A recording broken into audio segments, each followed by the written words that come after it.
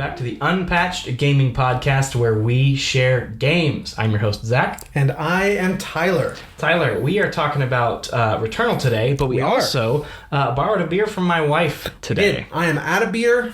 Well, I did recently restock, but I forgot to bring anything. This is from Jolly Pumpkin Artisan Ales in Dexter, Michigan. This is Calabaza Blanca, a farmhouse wit beer with orange peel and coriander. Not very high ABV, just 4.8 here. I love farmhouse ales. I'm excited to try this. Always excited to try it. And I love wit beers at all. That's easy drinking. Yeah, dude. So it's good stuff. This is delightful. This is a very subtle farmhouse ale. Yeah, it's definitely not as this is funky. Not funky really at all. Not funky. I love it though. This is really nice. This is interesting. This is a pretty easy drink because it's a wit beer. Pretty easy drinking farmhouse ale. But it's tart without being acidic. Yeah, you know what I mean. It's the tartness is very subtle. Well balanced. As someone who drinks a lot of these, I'm used to that funk. I love that funk. So the funk is very subtle here, and would be a great introduction. You know, your dad makes fun of me. He's like, "Oh, you like that wet sock beer?" Yeah, that damp towel beer. Yeah. This would be a good introduction. Yeah. I like that a lot. The Calabaza Blanca from Jolly Pumpkin Artisans. Yeah, I would have that again. Absolutely. They distribute a lot down here, actually. Whole Foods, H-E-B. Okay, yeah, I need to go to Whole Foods more. The H-E-B... Guys, H-E-B, best thing about Texas. Yeah, it's our local grocer. Oh, I love it. They definitely have a good selection. They've got an entire an end cap just for Jester King, my local HEB. Yeah, and guys, Jester King. Wow, they are funk masters. They do farmhouse pretty exclusively. They're the most kind of well known in terms of craft beer from Texas at all. I believe, at least. Hopefully, Lazarus gets up there. I really like Lazarus. Makes a good name for themselves, and they get better every year. They really do. I like those European styles too, man. Mm-hmm. Anyway, we're talking Returnal. We are. We're talking Returnal this week. So Tyler, I finally got a PS5. Yeah, it's been a long time coming. Which means we're getting ready to play Ratchet and Clank as well. Yes, pretty excited. After our collab next episode. Yes, stay tuned. But I will be playing the remastered of Spider-Man, which is awesome. I'm not, so I'm a little jealous. Little jelly. They changed Peter Parker's face completely. I know. That's the only thing that I really don't like. I loved the design for Peter Parker in the original. He's such a weird guy. It's perfect. Mainly just because, kind of looks like me a little bit if you look at it too long. I guess I haven't looked close enough. And, I mean, the second, very early on when the game starts, his suit rips, and he's like, oh, man, I gotta go change, go fix the suit real fast, otherwise some reporter might get a picture of my 3 chest hairs. I'm like, this guy gets me. This guy gets me. Very nice. You know what I always remember from the original Tobey Maguire Spider-Man is the close-up of his fingers when little hairs raise, come out. Yeah, definitely. So he can climb on walls. That sticks with me. Definitely. Honestly, the first 2 Spider-Man movies with Tobey Maguire are I love Tobey Maguire's Spider-Man. Yeah, they're the best. They're so good. And then you mentioned you were having a conversation with someone recently about him maybe not being the best Spider-Man. I don't think that's totally fair because it's a superhero movie from the 2000s. No, that's fair. I get it. Those were not the best superheroes. But I would accept an argument saying that even Andrew Garfield is a better Spider-Man. I would disagree. A different Spider-Man. Sure. But for me, what I think Spider-Man is only as good as Peter Parker. Yeah. And nobody yet, in my opinion, has done a better Peter Parker than Tobey. Although, I will say, I think Tom Holland does a great job. Tom Holland is great. And again, a different Peter Parker. Yeah, he's younger. He's definitely... He's ultimate Peter Parker. Yeah, he is. And he plays that role well. But, Sam Raimi goes through interviews and talks very explicitly about how he grew up on 60s, 70s Spider-Man. Yes, and that's what those are. Which I also prefer that version. Because I grew up with the animated show, which was very much based on those. I prefer it, but not because it's better. They are different. I loved Ultimate Spider-Man. I didn't read the entire series, almost the entire series, but that's great as well. I do enjoy those a lot, and Tom Holland absolutely nails that Spider-Man. I wouldn't explicitly say that either of them are better. They are just very different. The only thing I would say is better is I think the writing for Spider-Man 1 and 2 is better than both of Tom Holland's movies. Yeah, I mean, it's a superhero movie from the 2000s. It's not MCU writing. Yeah, it's not like, beat for beat MCU. It's very... handles the themes well. It's very clean, well written. We're talking about Returnal. And we are. We're going to talk about Returnal today. Tyler definitely likes Housemarque, the studio that developed this game. Yep. Not played all their games, but have played a lot of them. Yeah, I've only played Resogun, and there's one other I've played. Dead Nation. We played Dead Nation. Dead Nation, thank you. That was so fun. That was a blast. Yeah. I'd like to play Alienation, which was their previous game, and the only physical copy you can get is the Chinese version, which you can get for like $30. That's not bad. Now, it is like Chinese American version, just like what is that? Gravity Rush Remastered. You can still get that at retail, the Chinese version. So I might want to pick that up. I did pick up their previous game as well. Gravity Fall or something like that. And hoping I can still get Nex Machina at a decent price. I love these kind of games. Nex Machina, actually, I realized this watching footage for it. I have played it. I have played some of it. Yeah, I thought so. Yeah, I have played some of it. It was not at the time of my life where I could appreciate what it was, but I remember even then having a blast. Yeah, I enjoy game. twin stick shooters a lot. That is straight up arcade twin stick shooter. Dead Nation and Alienation are like campaign twin stick shooters, and I think we'd have a lot of fun with it. Absolutely. If we ever do get around to that developer series, I think Alienation and maybe the platformer they have. I forget what that one's called. I forget as well. They got a lot of cool games. Yeah, and they use this. So we'll talk about it a bit later, but this is very obviously just like adjusting the camera placement of something like Nex Machina. This is a classic arcade shooter. It's doing so much more, but that's the like core sort of gameplay. And I'd like to talk about that too. SkillUp mentioned in his review of the game that, he believes it doesn't really succeed as a roguelike or roguelite, and he makes a good case for it. Yeah. And I think what he was getting toward is that really Housemarque is not making a roguelike. Sure, they incorporate some of those elements, but they're making an arcade game. They just are framing it in kind of the context of what a modern story-driven roguelike looks like nowadays. Mm-hmm. Really, I mean, all their games, you lose, you just start over. It's not new for them. It's just old school arcade, and I'm going to touch on that a lot as we go on.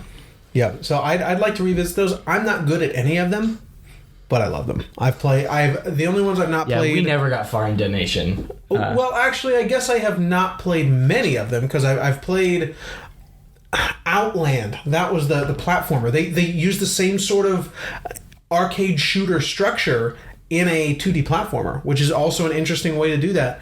So I've played Outland. I've played the Super Stardust HD and Resogun, Dead Nation, and now Returnal. Yeah. So a good chunk. Really just the release of this game overall was a bizarre announcement. A very bizarre... Yes. To be a driving... One of the only true PS5 exclusive games, a driving force for this console from Housemarque. Yeah. We were just talking about this. I think both of the big players, so Sony and Microsoft, have something very interesting, because they've both made a very big point coming into this generation to scoop up their corners of the market, their developers. And of course, Microsoft has Microsoft money to throw around and can just pay cash for Bethesda. So not totally fair, but they've got two smaller developers, both of them, that are so capable. We've now seen what Housemarque can do with that open checkbook. I'm so excited for Hellblade 2, because Team Ninja is also a pretty small team that has tested the waters with like AAA development a little bit with the previous Hellblade, but even that was a much smaller budget than most AAA and it doesn't games. show, really. But I'm really excited to see what they do next with that AAA budget. I'm eager to see, man. These guys Knocked absolutely nailed it. They really showed that they've been developing games for a very long time. Yeah. Like even 80s. I think they were around in the 80s. Were they? I don't know. Did they do like 2080? What is that? Look it up. The original twin stick shooter. I'm really not sure, but I know they've been around for a very long time, and to be given this opportunity and just really knock it out of the park. In case it's not obvious, we think this game is really good. This game is an extremely strong game. It really just wears all of its elements so cleanly. It's really well developed. So let's just get into it, I guess, man. Sure. I want to talk. Go ahead and take it away. I'd like to start with something, actually. There are three kinds of people that will approach this game. Those who just don't like it. This game is not for them. Those that absolutely love it and really understand it, like Zack. And then there are people like me who want to be like Zack, but are incapable. I even turned aim assist all the way up. I can't do it. I got halfway through the game, and there's a very drastic difficulty spike. But an interesting thing we'll talk about when we get to that part of the game. It's a different kind of difficulty spike that may not even be a difficulty spike. I think it's very interesting the way it's implemented, and it's based on the player, how they receive the game. I was not able to break through. I put 25 hours into the game, 75 runs. You beat the game on like 18? I think so. Girlfriend reviews, I know I watched them. They said they beat it on 18. That's insane. He's a big Dark Souls guy too, though. I love Dark Souls. I've never been able to complete one. I am pretty sure I would have beaten 2, but there was some real BS right there at the end of the game, and I quit. It's rough right at the end. It's rough. Well, maybe I did something wrong, but you need all of the Elder Souls to go through this locked door to get to the end game, right? No, I think that's for I think that's DLC something. But anyway, that being said, you are capable and competent enough to push through those games. It's just takes you a little longer. Well, I have not finished one because they are a little too difficult for me. Though I have played up to the same point of the first Dark Souls like 5 times.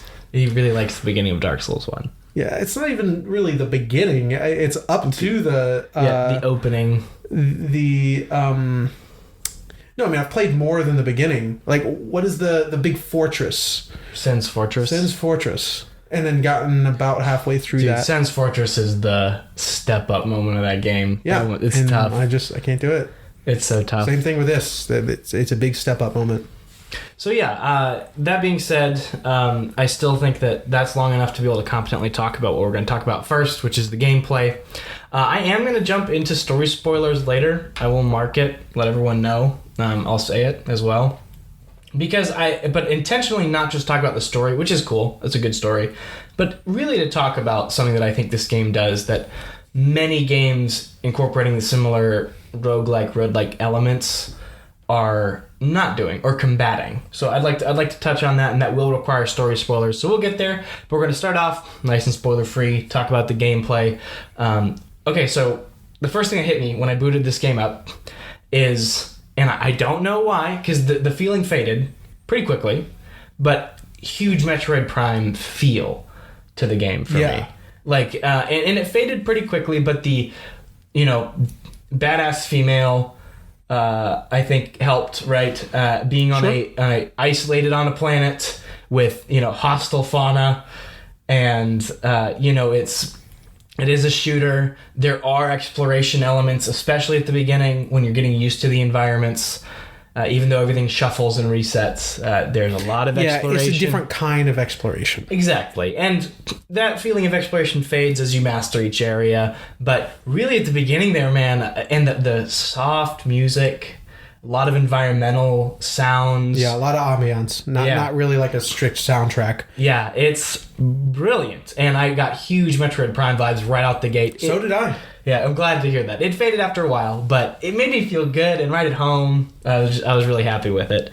Which I guess, just to frame this game for people who may not be familiar with it, it is a bullet hell roguelite Metroidvania third-person shooter.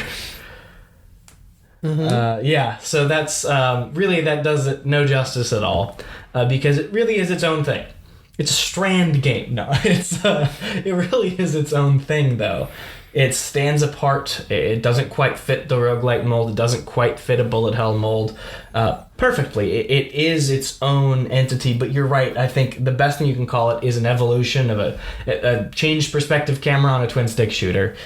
I think that's a really good way of framing it as what this game is trying to do. That's what got me interested in this game. I saw the name. I saw Housemarque. And I knew I had listened to an interview just before Ben Hansen left Game Informer. Really one of the last interviews I think that he did on their podcast was with the head of Housemarque, and they said they kind of have to be done with arcade games. They're not going to succeed anymore. Like, the studio can't live on that.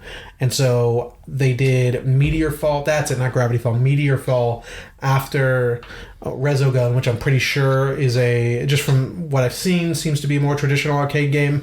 And then they went back to a campaign-based twin-stick shooter with Alienation.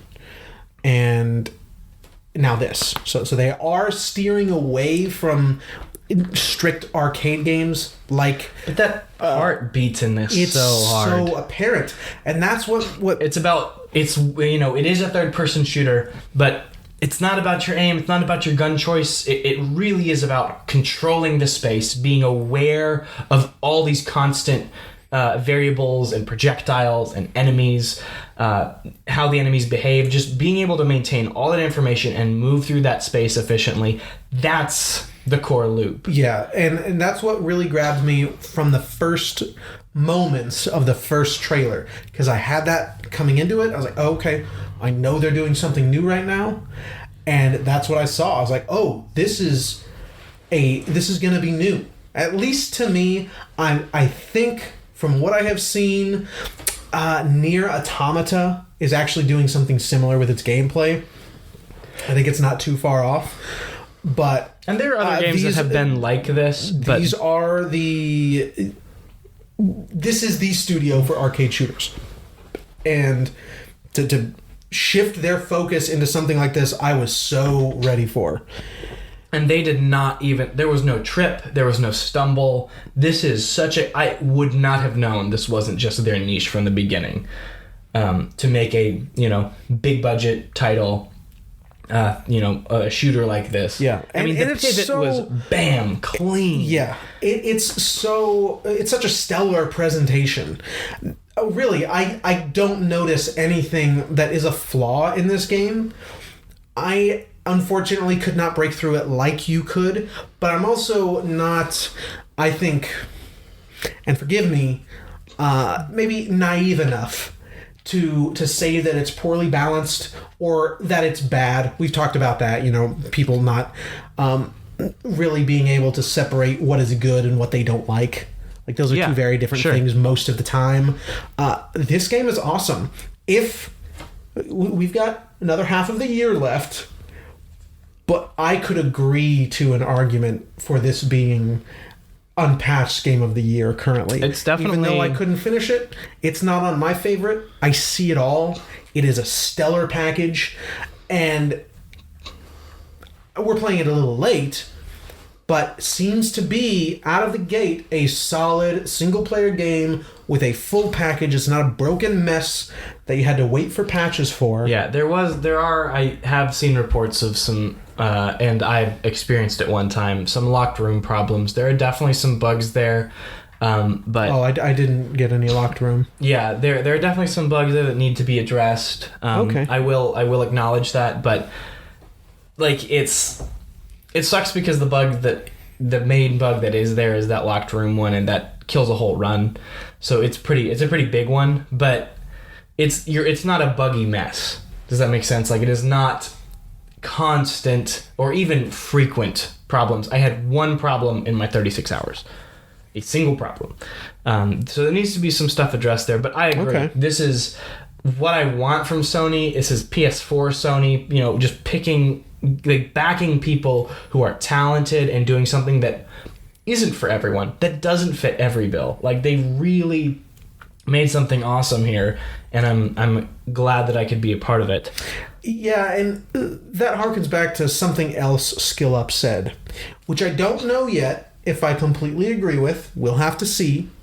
But there have been concerns lately about Sony as a lot of its operations shift to the American headquarters and really seemingly Western design as Sony shifts pretty drastically. We might start seeing much less focus on small, interesting projects like we've seen in the past. Gravity Rush was a big example there. And just, they seem to be taking less risks. This is contrary to that. We'll see if that continues. Let's just hope it does. I hope so, because this is a risky game. It is not for everyone. I think it's for every PS5 owner, because there's nothing else to buy on PS5. You got Ratchet and Clank now. Yeah, you do have Ratchet and Clank now. But seriously, I wouldn't be surprised if this goes to PS4, though. I'm so glad that people are at least touching this game, realizing because it's all there is on PS5. That's not just also on PS4. Some comment on Reddit I saw the other day was like, you know, the best thing on PS5 is playing PS4 games without loading times. Yes. And I was like, currently fair. That's true. Spider-Man still has some decent loading times, I've noticed. Really? Only really transition from night to day. It's bizarre. It just really weirds me out. Anyway. What happens? We can talk about it after the cast, but it's bizarre. I'll show you. I'll boot it up. Okay. But, so, the first thing I noticed was that Metroid Prime feel. But if I'm going to be really honest, the first thing I noticed, you wake up outside the ship, and you're ready to go, and you start moving. Celine feels incredible to Such control. A smooth game. Yeah, I mean, when she's not running, I mean, immediately responsive. That's the thing, is everything cancels out to whatever you're going to do, whatever you command her to do. So you can be sprinting and you turn the other way, she will just immediately turn. Like, no questions, no, like, lag or anything. Like, just so responsive. You know, it's never the game's fault that you die, really. Like, it is, you are given complete control. I think it's an incredibly balanced game. And I agree. And it's very fast. Very fast. Like, the projectiles move slowly a lot of the times. There's just so many of them. There's so many of them. But Celine moves really fast. And it's very, like you said, responsive. That's the first thing I noticed when I kind of started playing, is just how awesome the actual controls feel.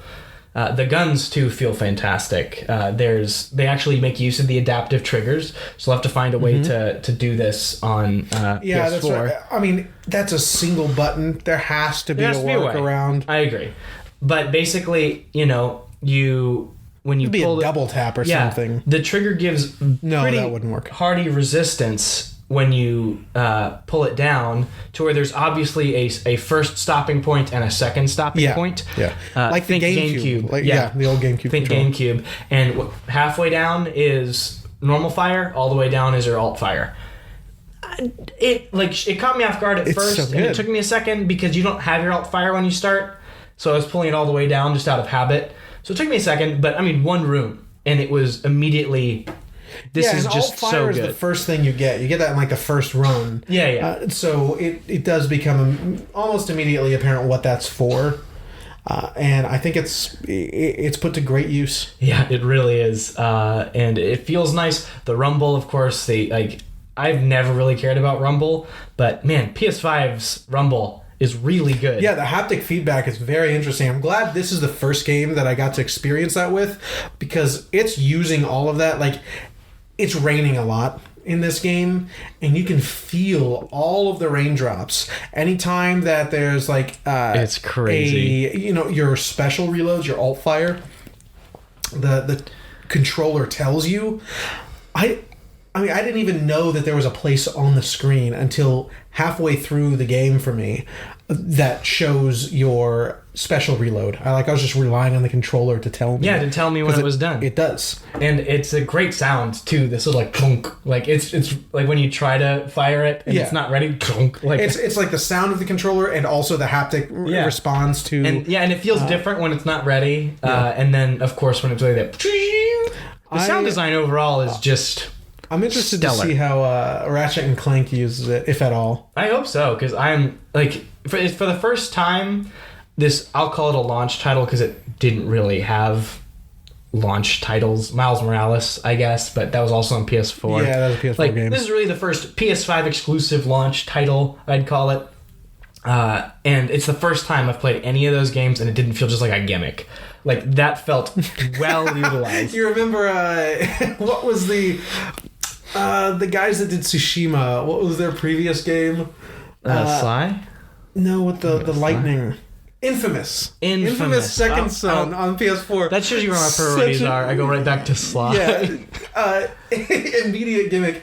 So you're in Seattle in that game. Oh my gosh. And you have to like flip the controller and then shake it and then use the trigger to like spray graffiti. That is a gimmick. That's a gimmick. It was that's in fact I remember playing it launch PS4 and just immediately just going it's supposed to immerse me, and all it did was pull me out and go, this is so dumb. Yes. Like, it just yanked me out of the experience. But yeah, I really think this is well implemented. It's not a gimmick. So yeah, I guess we got to talk already about how they use the controller, and it really works. I'm excited to use it for more games. I am obsessed with controllers. He is. Zach could not make time for Hitman this week, so we'll have to pick up Hitman 2 later. But I'm definitely going to be talking about the controller I'm using for that. Pulled out the Stadia controller finally, testing out that, and I might go back to the Amazon controller now that I can use it on Epic. By the way, I really like the way the Stadia controller feels. It's so the buttons, man. Buttons should feel like that. It's good. It's good. But we'll talk about that when we get around to that game. But yeah, I'm obsessed with controllers. I bought the DualSense on launch so I could use it. I played through Hades with the DualSense, and I didn't get that. None of that is available on PC. You just got the actual build of the controller, which is great. But now that I'm actually able to experience all that it's doing, it's awesome. I love this controller. It's really good. I really like it. So I'm glad that they're putting it to good use already. I guess we talked a bit about the guns, the way the guns feel. So you got, really just a well paced out. It's well metered. You have to actually get to a certain part of each area before you unlock a new weapon for use. And it's kind of like... For use in each run, they randomly drop, but you unlock new items as you progress. Yeah, that's... New items to be like... put into the shuffle. It's funny, it plays much more like, roguelites nowadays we think of constantly, actually improving your character as you move forward, right? You'll unlock new things for Zagreus and Hades, like the mirror, he'll get stronger in certain areas as you keep doing runs and dying. And then, I think of other games as well. This is much more Enter the Gungeon, like you'll unlock new things to use. It's very... I've not played Into the Gungeon. Only a little bit for me. It seems like a great game. I really want to play it. I want to get it on the Switch before it's out of control. I love the cover. Yeah, just the smiley bullet. Yeah, I see it at GameStop. I think it's an official release, Into the Gungeon. I believe so. Okay. But anyway, so it's much more like that. There's no... so your health always resets all the way to the same amount that you had before. And then your proficiency, which is basically... when you unlock a chest or when a gun drops, your proficiency level determines the lowest level that gun can be. Sometimes it's one level above, sometimes it's even two. But the lowest level it can be is based on your proficiency, which you improve by killing enemies and getting certain items that will boost that proficiency. Mm-hmm. And you can get items that will increase how much proficiency you gain, even from those pickups. We'll talk about that, I think, a lot, actually. But so simple things like that. My favorite gun in the game is called the Rot Gland Lobber. Oh, yeah. It might be my favorite as well. It's simple, and when I first picked it up, I said, nope, not for me, and I dropped it. Because it's like a grenade launcher. It lobs a one shot, and... One shot. Most other guns have multiple shots. You hold the trigger down, it'll auto-fire. Even the shotgun has an upgrade that lets you auto-fire. Yeah. So, I guess taking a couple steps back, you have a kind of Gears of War style... command reload. Yeah, we were just talking about this on the bonus episode, the March Madness episode. Haven't really seen that before. I mean, again, and it's implemented very well here. Yeah, so after you're out, a little bar will go up, and you have, depending on the stats of the gun, basically, it'll have a larger bar, or if you keep missing, it'll go to a small... I don't really know how it works, actually. I think it also has to do with, like, if you are in a heated situation. I think like the stress, I don't know what they're trying to go for, like your like stress level also shrinks that bar. I bet adrenaline impacts it. Yeah, something like that. So if you're out of combat, I think it's pretty large, but in combat I think it's pretty small. Well, I've been in combat and it's been large before, so yeah, but I think it shrinks a bit while you're in combat. Okay. I mean, some guns, like the shotgun, have a huge one. Sometimes there are effects you can pick up that activate on that command reload, but really just get you back in faster shooting, which is perfect in a game like this where you are already having to keep track of 10,000 things. So you'll miss it pretty frequently if you're not, like, getting into a rhythm. If you're not in that rhythm, you'll miss it pretty frequently because you just don't have time to pay attention to that too. It's a great game to implement that with, I think. So... And it's not, like, required. No, not at all. It's definitely there for people who can focus on that effectively. I could not always. So the Rockland Lobber, though, is the perfect gun for it because it has one shot. Yeah. You can unlock one of those bonuses is a two shot, but typically just a one shot. So if you get things like launch 2 lasers, if you successfully command reload or whatever, and you have the Rockland Lobber, boom, command, boom, command, boom, command. And you are it's just good. But the best part about it is it's a little bit of AoE after it lands, and it poisons the enemy. And I don't mean like little, tick, tick, tick damage. It is probably weaker enemies. If you hit them, they're going to die. Boss enemies, you'll take away a third of their health. Yeah, it's super strong poison. Yeah, and it's you can get more corrosive poison. So we were talking about the upgrades. Basically, it's a random roll for whenever you pick up the gun. It'll have anywhere from 1 to 4 special, attributes. And if you have never used that attribute before, you have to unlock it by using the gun with that locked attribute, and then it will fill up that bar and unlock that attribute for you. So obviously the more you use a specific kind of gun, the more of those attributes you'll have. Eventually when you have all of them, level 2 attributes will unlock, and finally level 3.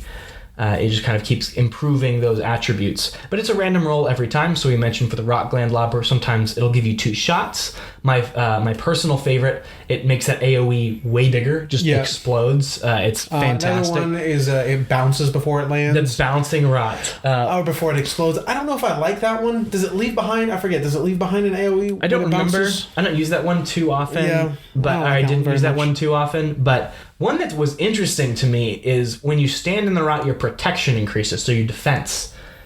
So you can launch it on the ground and just stand there and shoot everyone and try to play passively, which is interesting because the way the game encourages you to play aggressively is enemies will drop the currency that will reset to 0 once you die that you use to fabricate new items or buy suit augments, so improve your max health, improve your weapon damage for that run, right?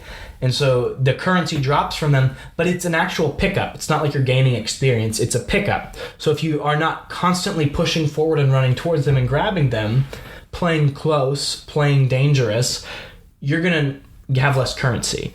So the Rockland Lobber is definitely, encourages more passive play sometimes, but I still would use it really aggressively. And you mentioned your favorite gun, the Spitmaw Blaster. Yeah, the shotgun. It's straight up a shotgun. Because you unlock melee as well, which is this really high damage super high katana damage. With huge range. Very huge range. It is a slow load time.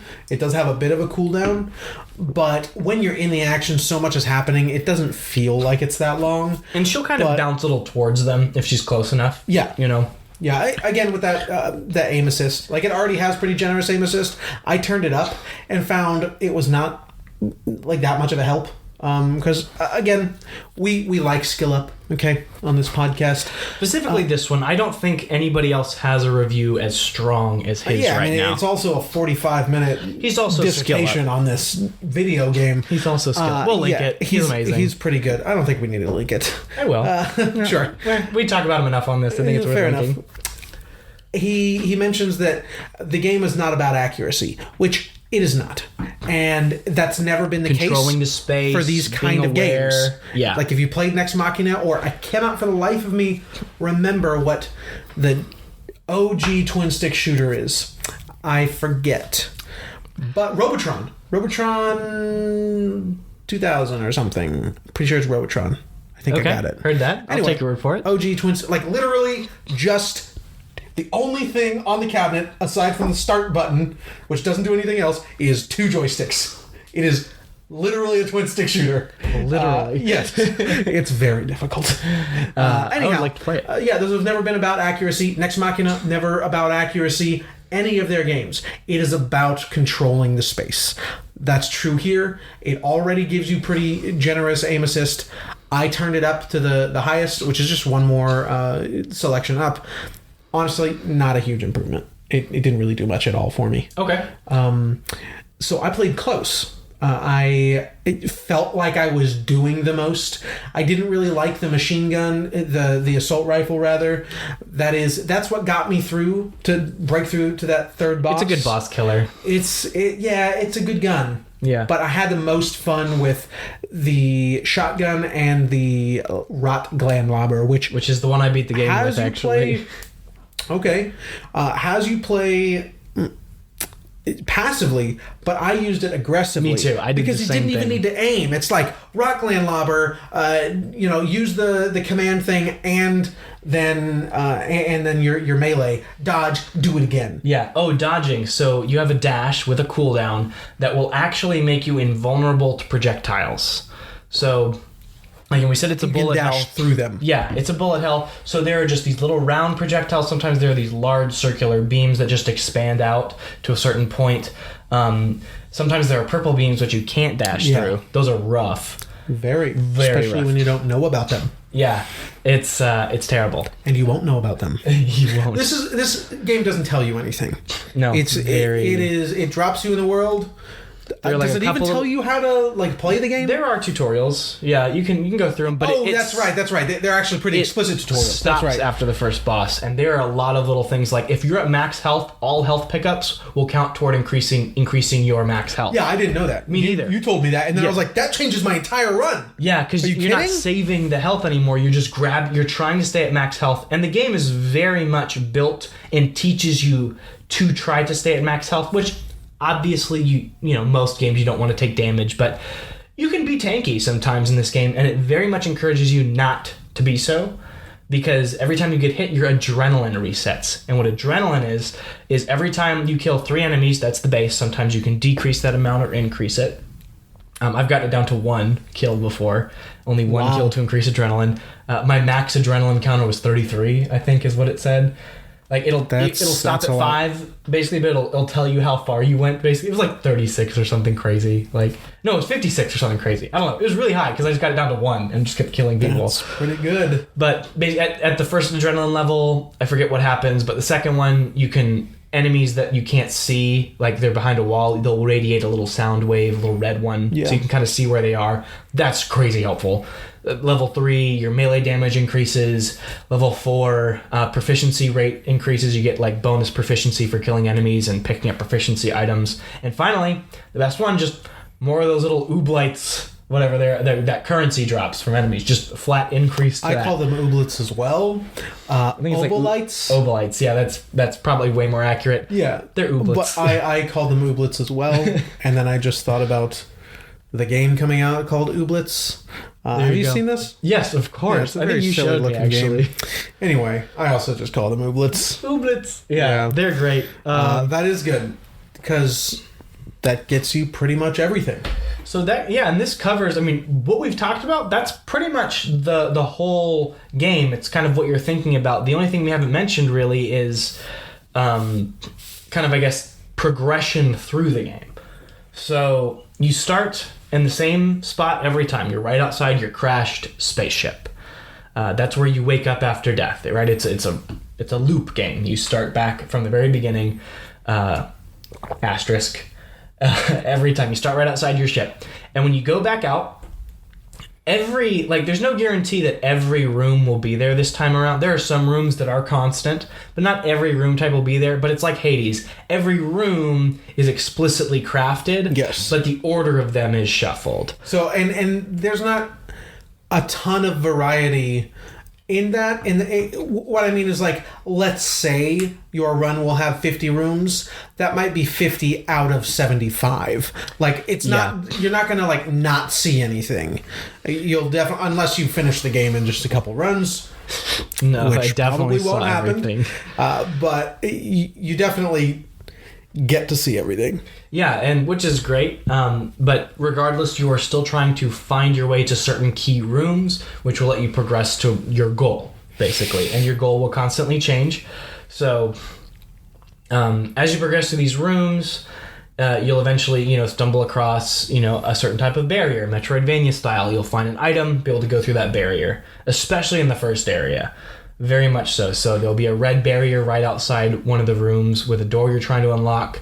You will later in that run find the melee weapon, which will cut through that red door, letting you proceed through further. What's really interesting is, so there's kind of 3 acts to this game. And in the first act, there's Biome 1, Biome 2, and Biome 3. Minor spoilers here for the biomes, not story or anything. First area where you start, called the Overgrown Ruins. When you beat the boss there, you get a key, and that key activates a teleporter. That key carries over after you die, so you don't have to fight that first boss again. You can just, if you want, I don't suggest it, you should probably, get some max health, get some, kind of grind up Selene a little bit. But then definitely you can just go straight to that teleporter now. When you clear area 2, you get a grapple hook, which now you don't even have to go to area 2. You can just go through area 1, find the spot that leads to the third biome, and just grapple your way up there. So it's a really interesting way of doing, like, it's not like something like Hades or, what's another popular roguelike, I'm blanking. Anyway, not like those games, not like Dead Cells, where you start at the beginning every time and go through the same game pretty much every time. Asterisk again on Dead Cells there. But it's not like that. Even more so as the game progresses. So that's kind of how exploration works in the game. It's very fresh and feels great to explore at the beginning. It does start to get a little stale going through the same areas so often, I would say. It took a while to get stale for me. And really, I don't even think it was that stale, because I was still engaged all the way through. And that first area. More talking about the progression through the areas. I suppose it still didn't get stale for me, actually. That's good to hear. Because it was so important in getting, like, you're right, the Metroid Prime vibes wore off, aside from the fact that this is hella Talos 4. Oh my gosh, it's Talos 4. So dun, dun, dun, dun, dun, it's dun, very good. Dun, dun. The progression through it did not get stale for me. I was engaged the whole time, but that sense of discovery did wear off pretty quickly. Yeah, absolutely. It is right there in the beginning, but it doesn't last too long. What was I saying just a moment ago? Progression. Yeah. Cutting through areas. I have completely forgotten, so we'll move on from that point, and if I remember, then... I hope you do. Yeah, Talos 4 threw me off. Yeah, it's good old Talos 4. Yeah, it's very good. So, something that I would like to talk about that I think the game isn't getting... I don't think this is being talked about as much in any of the reviews I watched. I think it wasn't talked about, is how well designed the enemies are. Specifically the, I watched 3 and I don't remember hearing about that. And I think, so it kind of relies a lot on the classic Doom style of enemies where each enemy has a very clear behavior that they follow, and when you mix and match those enemies together in different ways, it leads you to have to think about the situation differently. Classic, that's really why people still play Doom campaign, in my opinion, because that is just so well designed. And what this game does that takes it a step further, though, is enemies of the same type will act in packs.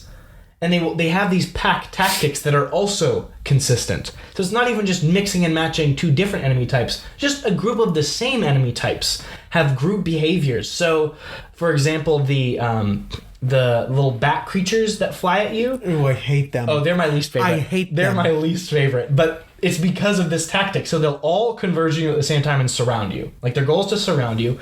And you will shoot at one, and it will dodge out of the way. So your instinct is to just shoot the next closest one that's there. But the one that just dodged will be the one to attack you. And it will just charge at you.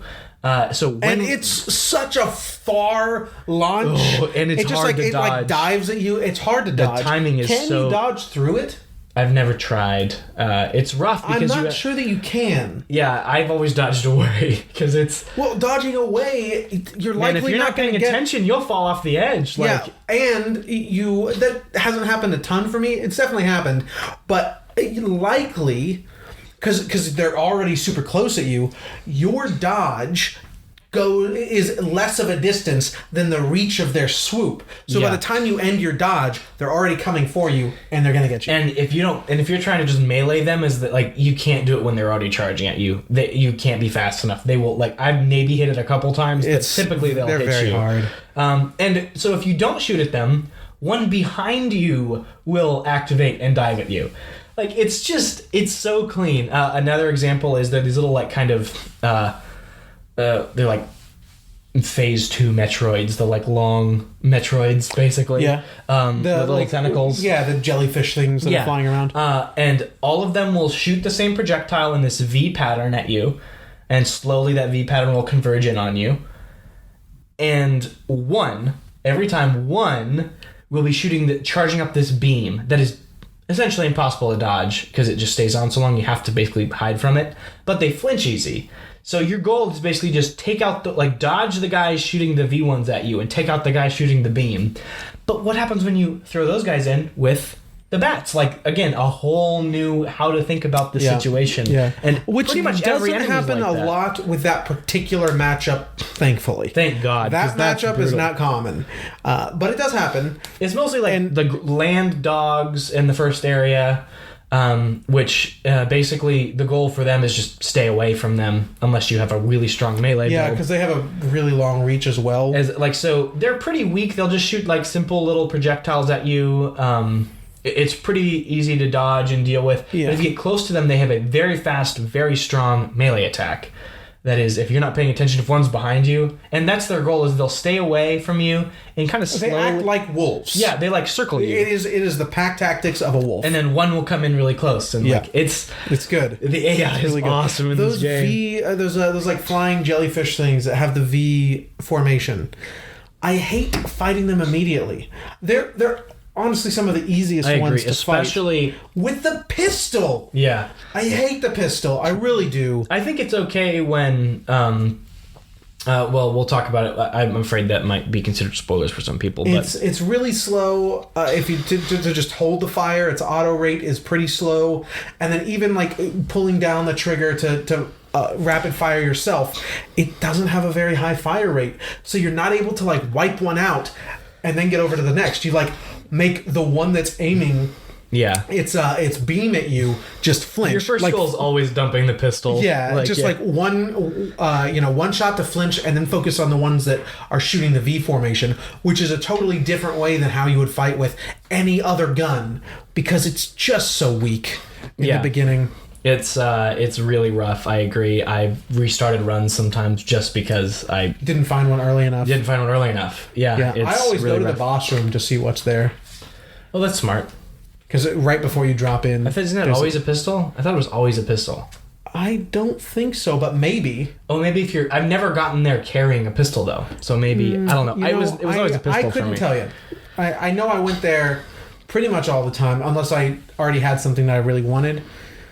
But you might be right. I don't know though. Yeah, man, the guns in this game are so fun. I really enjoy them. Okay, I kind of... We didn't talk about alt fires.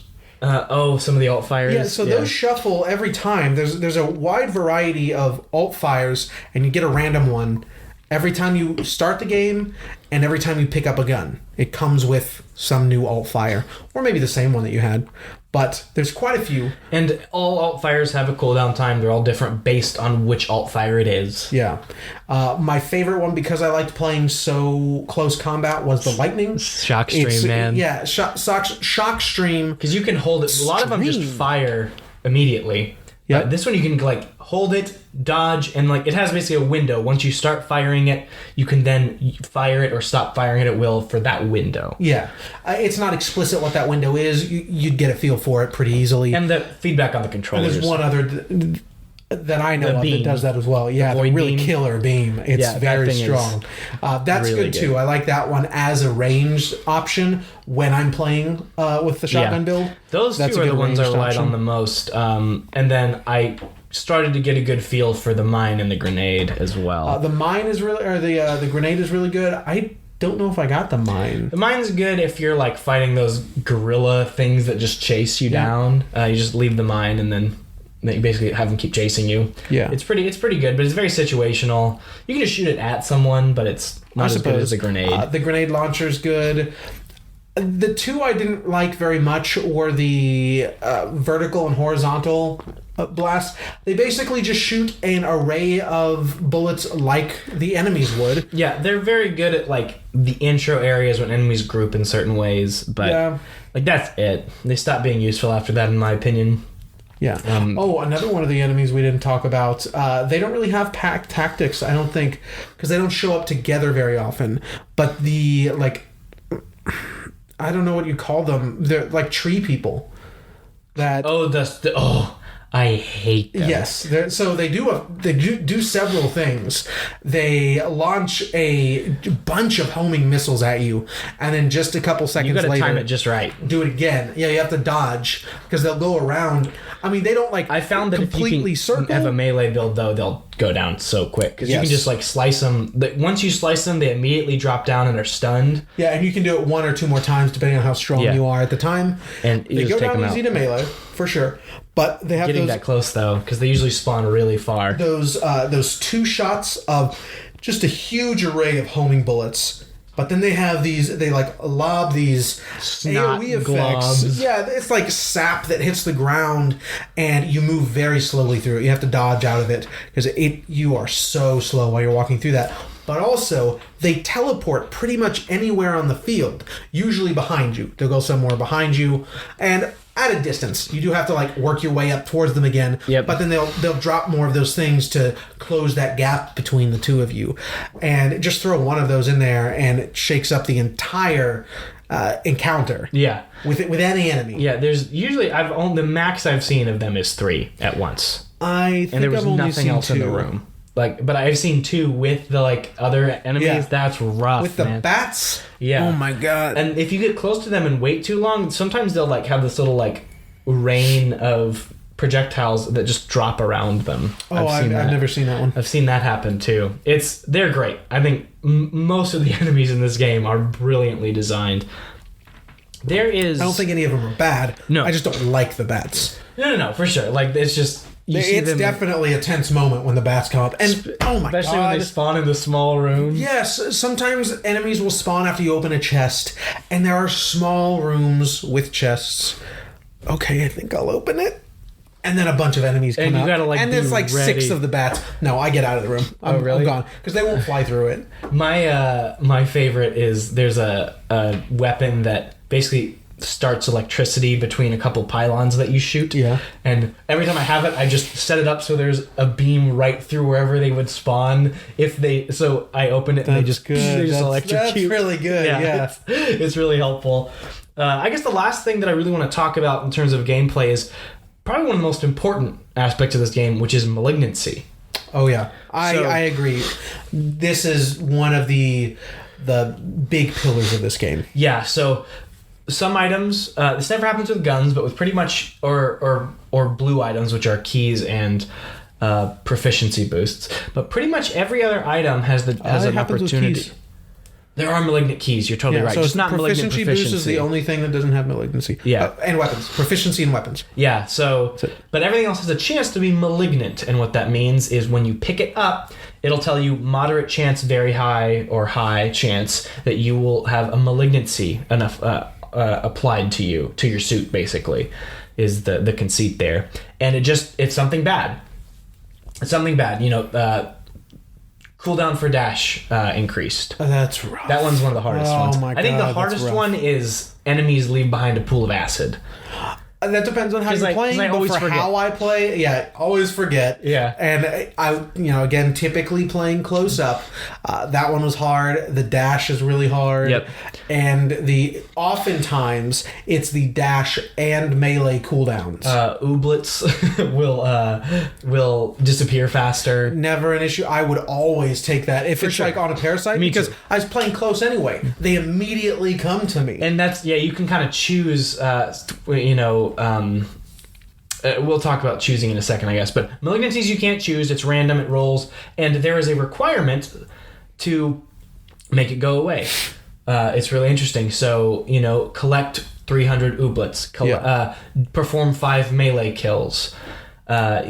Things like that. Use 3 Craft items. An item or something. Yeah, use items. Items are just, you press L1 and it'll, there's healing items, there's attack items. One that I thought, really the dumbest one. Now, I never shock springs? Yeah. Shock springs suck.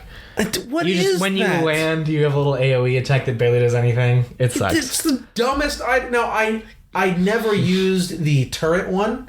That one's really good. But I know it's good. Yeah. I never used it. It'll disable all the turrets in the room, and then you can just walk up and kill them. They stay disabled the whole time. Yeah. So you can use these items and, use 3 items springs, that's like... I'd use shock springs to just use the item condition, basically. Yeah. So it's a cool little way of giving you side objectives or, challenges. And you can choose to pass up malignant things, but man, if you're doing a long run and you're passing up all the malignant items, you're probably going to be a little weak because they're very well kind of metered out. Very well balanced. A lot of interesting choices there.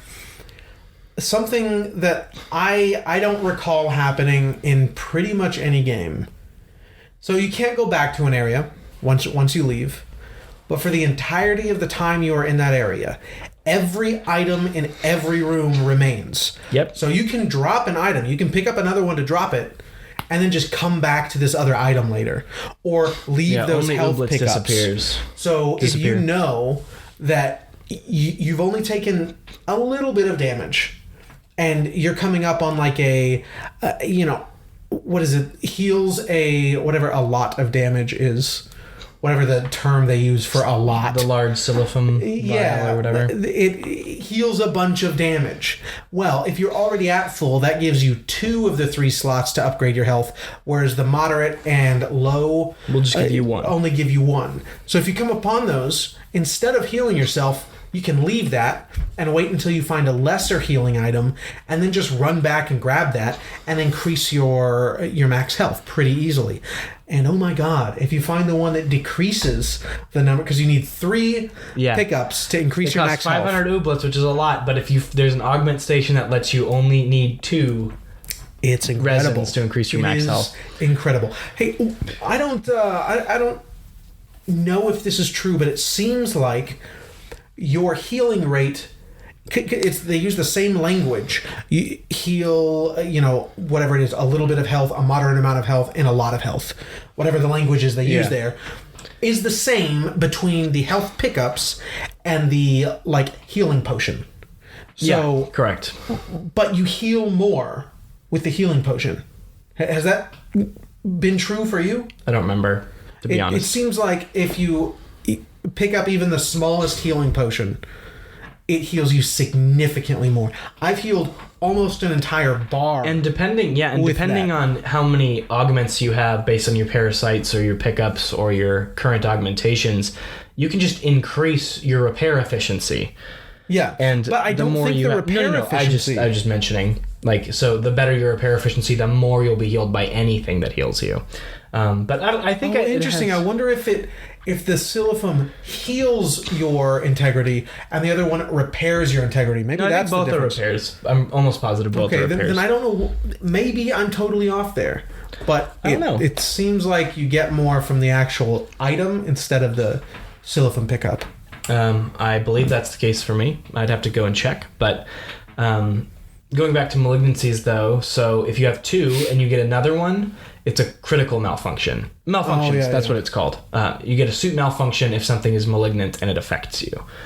You can also cleanse something. It costs a lot of your carryover currency called ether, which you could just be using to get more items that can now spawn into the world.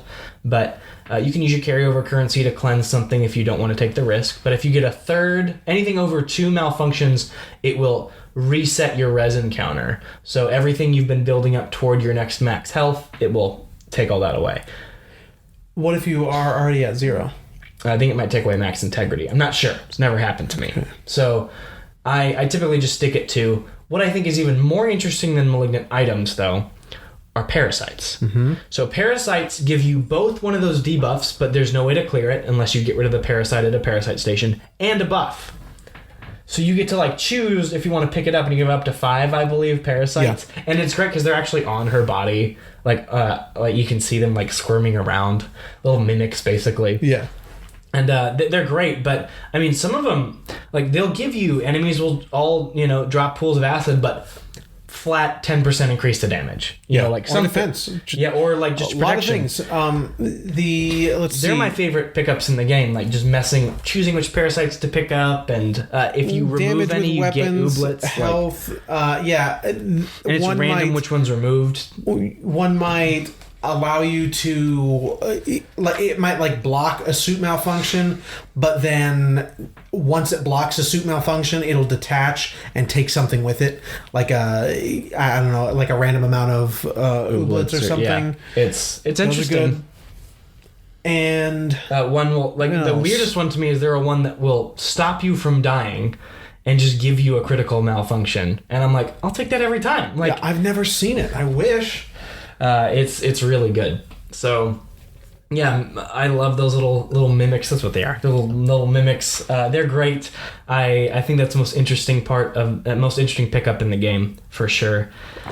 I think that the last thing I want to touch on before we move on is that this game is very much its own thing. It's not like if someone just flat out likes roguelikes and roguelike games. I wouldn't just recommend this to them based on that. If someone just flat out likes, third-person shooters, I wouldn't just recommend this to them. Definitely not. This is not.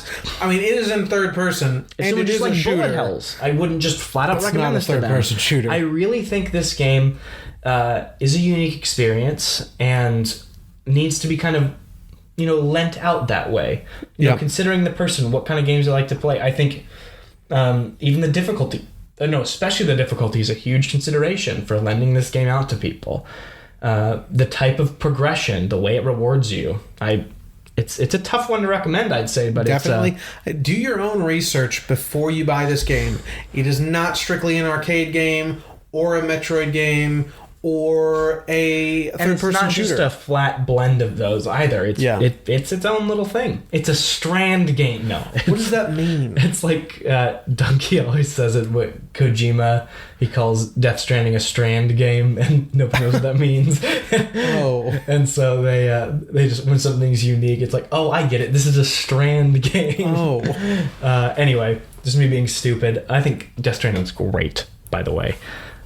But yeah, it's my favorite walking simulator. It's for sure. It is the only accurate walking simulator. Anyway, Returnal's a great game. I like it a lot. It's pretty all right, man. Do you have anything else you want to say about the? I guess we haven't really talked about bosses. Not like talking about the bosses, but like when you reach them, it is typically a single target enemy that just has. I mean, the bullet hell gets turned up to 11.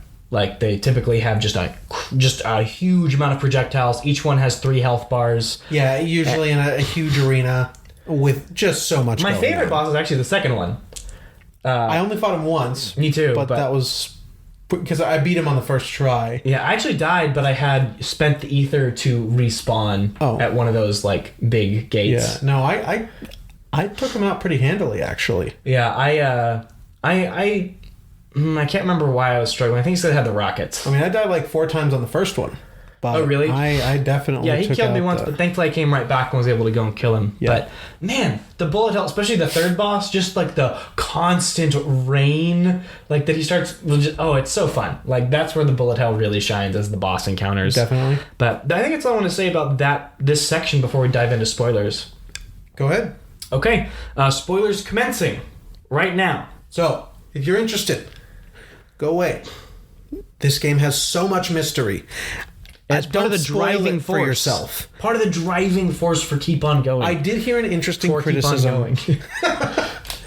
You talk real pretty, Zach. Yeah, thank you kindly. One of the more interesting criticisms that I heard about the game, which I might agree with, is that they are, depending on the kind of player, and I guess your skill level, the way the story is sort of doled out to the player may not be enough to keep the player engaged. That's based fair. on the story alone, because it is pretty sparse. Because and every time you restart, you can activate the next house section. Just to call it that, the house section. And so it's not like you have to die a couple times to activate the next house section. It is, if you die, you can find the house again, activate the next segment. What? So... You can't go through the house every time on every run. No, but after you find the key, it's like the first 3 times you find the house or something, I believe. I think you progressed far enough to unlock it. Oh, okay. I don't think so. Maybe I lied. Maybe I just mashed through it really fast. Yeah, I think so. Okay, heard that. Ignore me then. But because I found the house all the time, and the light is on. The porch light is on. Yeah. Yeah, definitely not the case. Okay, interesting. So let's just dive in. I want to talk about something interesting. I wrote a little essay on this because it just immediately, as Act 2 begins in this game, I thought of an author I read in college. And I have a little book of his poems here if you're watching. His name's Stephen Crane. He's fantastic. He's a cute little guy. That's a good He's mustache. pretty much the most... pretty much the most depressing person you can read. He's okay. Very much so. Tell us about him. Yeah, so Act 2 begins. So you beat the third boss, and you are rescued. You have found the white shadow signal, you activate it, you slump down in triumph, and you go home and Celine lives out her whole life. Her entire life. To old age, is buried with her loving family surrounding her, and wakes up outside of the crash. Like 60 years later. Yeah. Like she lived her life, and it's the amount of time that she lived her life, she has woken up. That moment, it hit. It's so good. It is so well it's really metered awesome. out. I think it hammers home something really interesting. So most roguelites that I've played, again, huge fan of Hades, Dead Cells, played quite a few others as well. The devs are trying to combat this inherent hopelessness of just having to start back at the beginning again.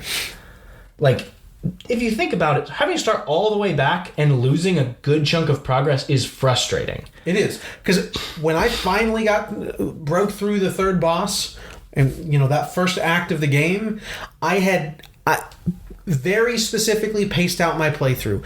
An hour in the first area, but 100%. The first area. Then I went on to the second one. You said you skipped the second one a lot? Yeah. To finally get to that successful run, I had to 100% the first area, set the controller down until I had time to set aside, nearly 2 hours in the second area, 100%.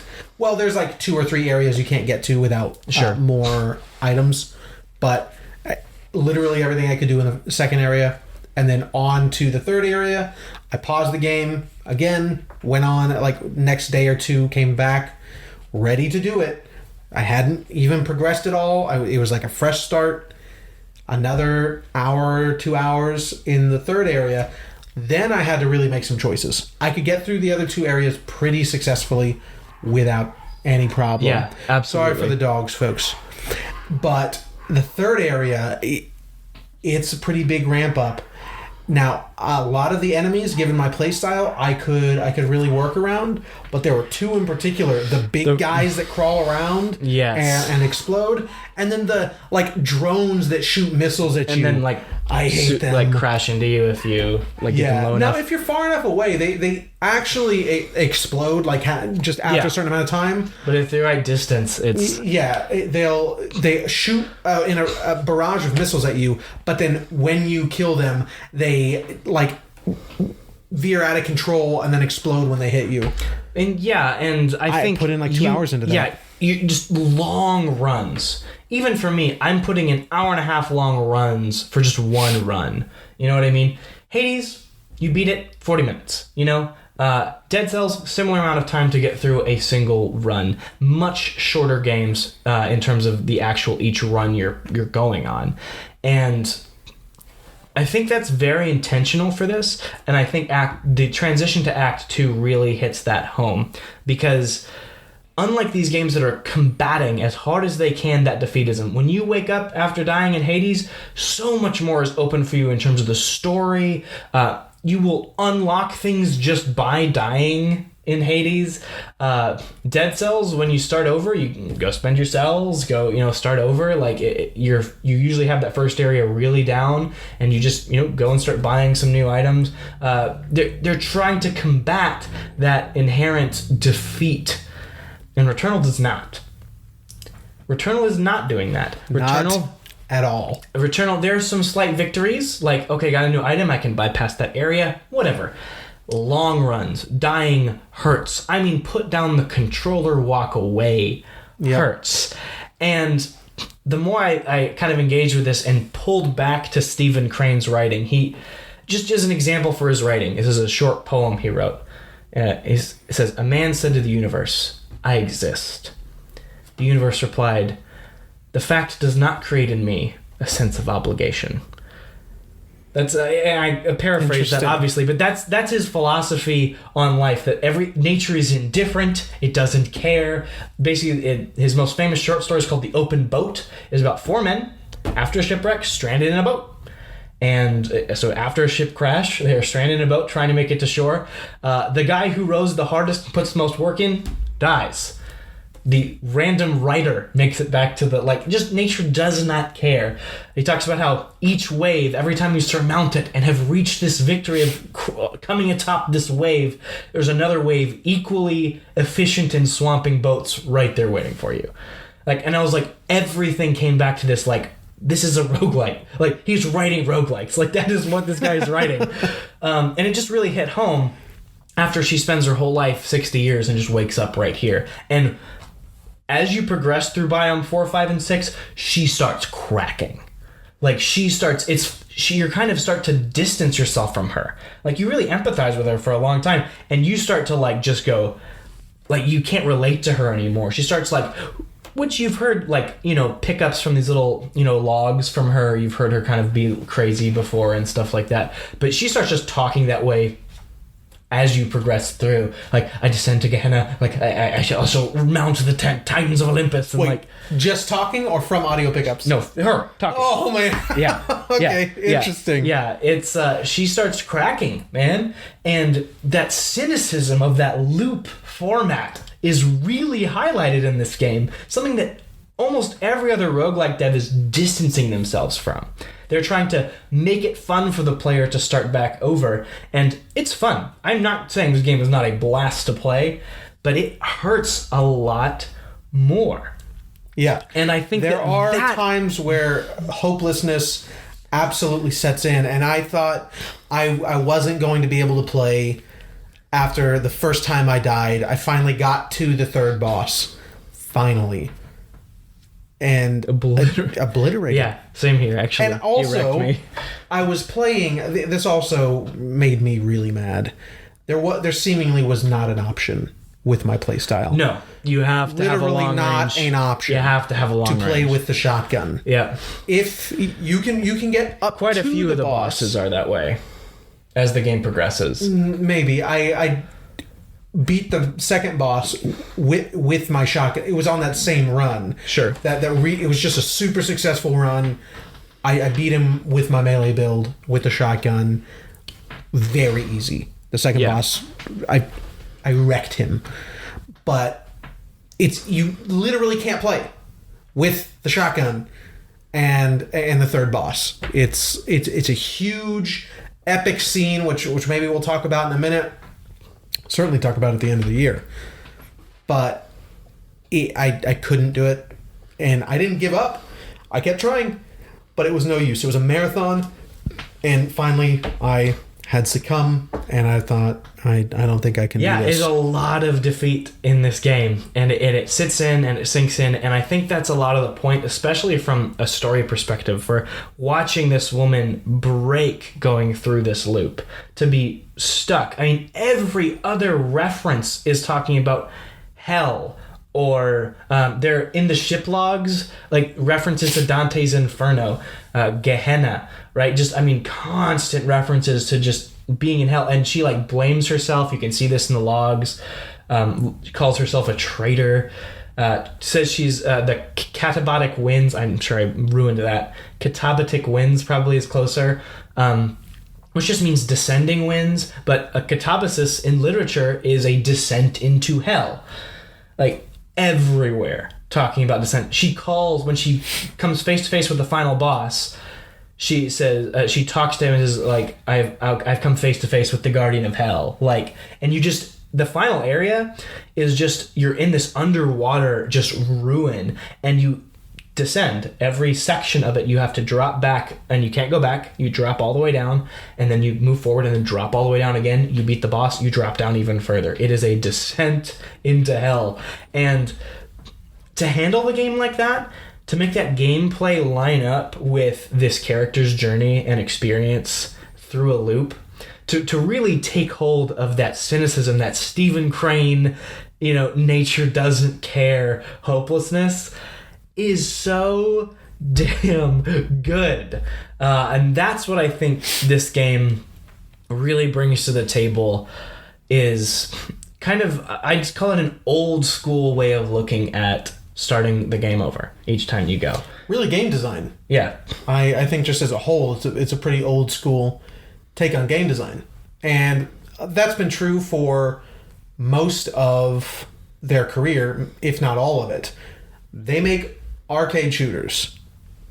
Arcade games don't care about your progression. No, not at all. They give you something to make you feel good about yourself in terms of a score, but they exist, and you also exist. They exist for your coins, your quarters. Yeah, not specifically to make you feel good and keep you coming back like many modern games do. It is about your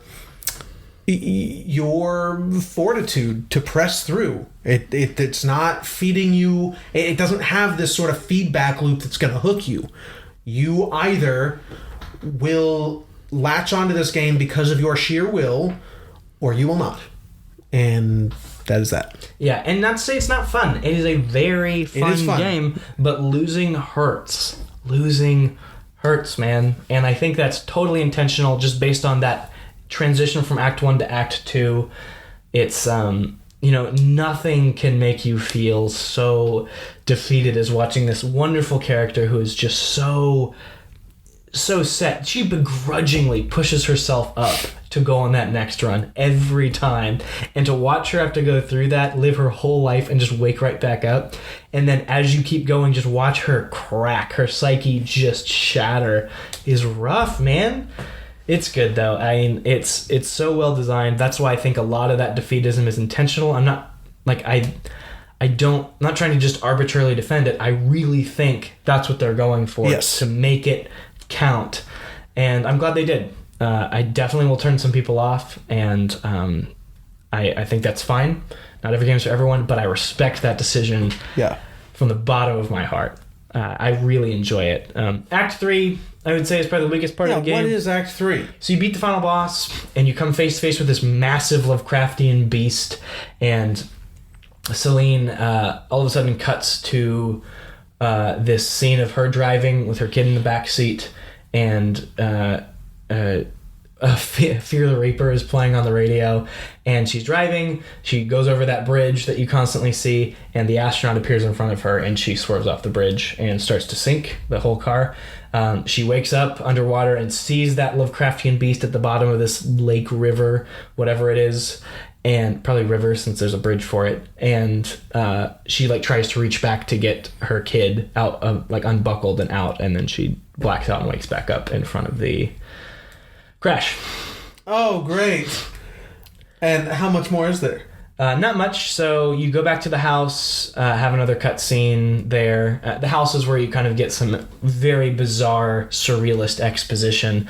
And you collect all 6 sun fragments. That little sun plate that was in that cutscene, the green one. Yeah, you collect all 6 sun fragments. You bring them back to the house. And you go downstairs. That door, she talked about her mom being there. You go downstairs. And there's just a wheelchair there, and she sits in the wheelchair, and then you wake up next to these 2 other aliens, and you're in this wheelchair-looking like seat, and you have the car keys. Because as you walk up to that Lovecraftian monster after being the last boss, your car is there with the lights on, like underwater. Yeah. And so you go back with your car keys, and you open the door, and then you have this weird cutscene with what is obviously her mother in this wheelchair, but as a gnarled creature with a skull face, and reaches for her, and then there's a cutscene of her like coming up out of the water and gasping for air and calling for her kid, and then she wakes back up outside of the crash. And credits roll after that? Yeah. Outside of the crash again? Yeah. So there's no victory? None.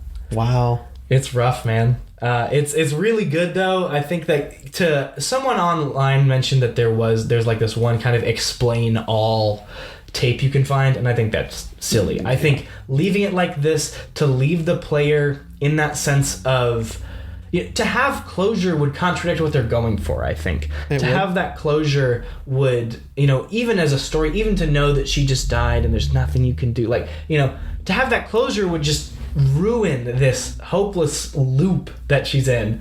And my favorite part? Pray tell. Is after finding the car, after doing all that stuff, she just pushes herself back up and is ready for you to take her on the next run. Like, it is so good. I really like that. But do you go on the next run, or do credits roll at that time? Credits roll both times. So after you beat the last boss and see the first cutscene, and after you go to the car to see the second. So the car is like post-game?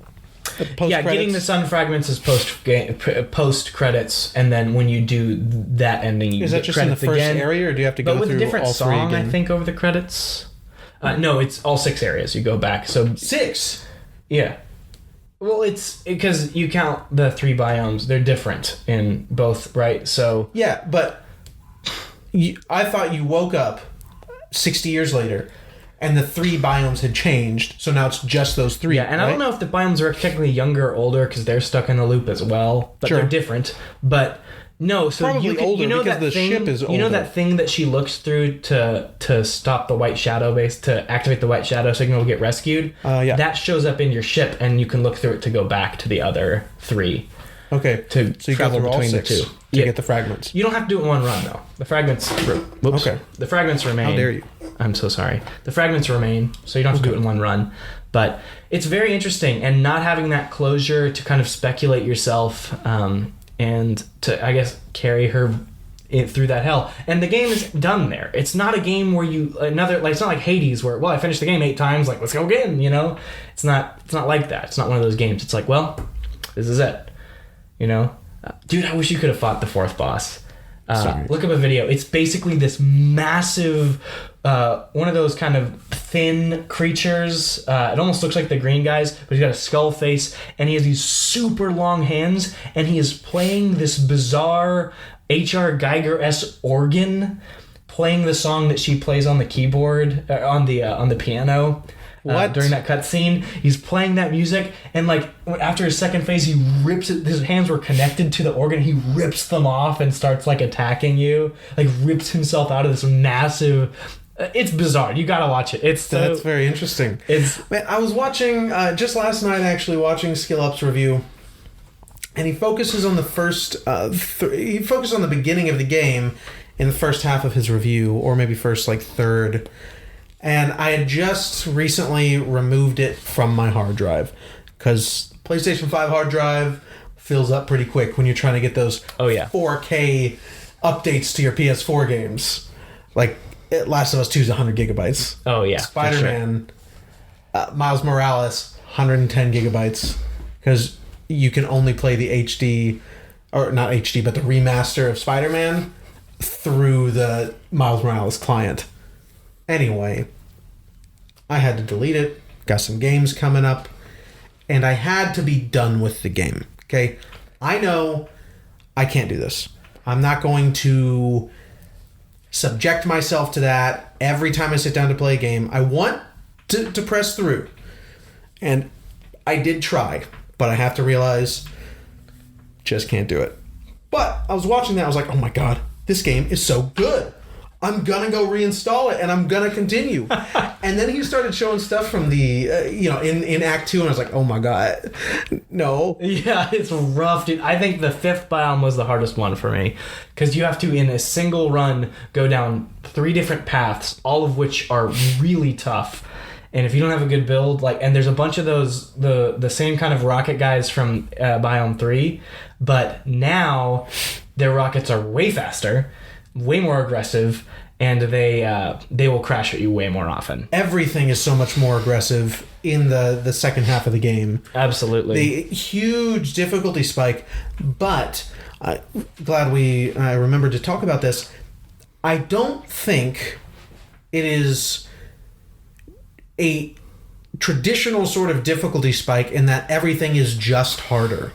Because you finish this entire game in less than 25 runs, I think. Yeah, for sure. Right? 25 hours for me and 75 runs. Okay, I did 4 or 5 runs after beating the 3rd boss, going into Act 2, and finally called it. I certainly wouldn't have been able to beat it by tonight. That was I think Friday morning. Yesterday morning I decided that. So I... oh yeah, the difficulty. That's right. So for me, it was just a huge difficulty spike. But I think for someone like Zach, and please, give me your own take on this, I don't think it's just hey, the game's harder now.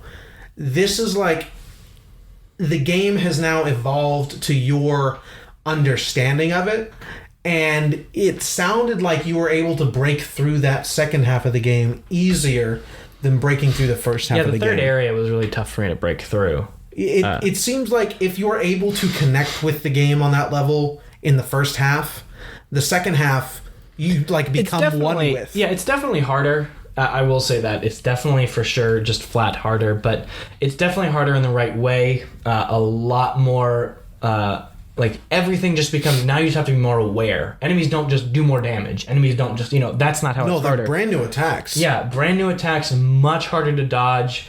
Those little, tentacly flying guys, now they have the beam still, but instead of the beam, everyone else is launching these little grenades that do this expanding 3-ring...